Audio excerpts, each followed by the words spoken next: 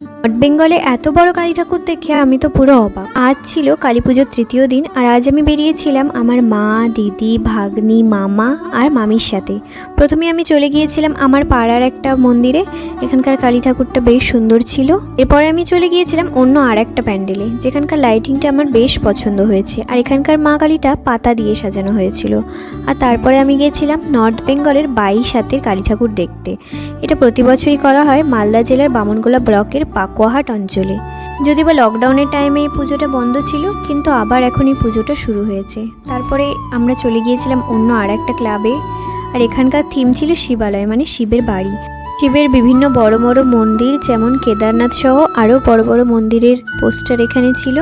আর পিছনের দিকে ছিল একটা নটরাজ দেবের মূর্তি, আর সামনের দিকে একটা গণেশ মূর্তি আর শিবলিঙ্গ মতো করা হয়েছিল। আর এটা হচ্ছে ভেতরের ঠাকুরটা।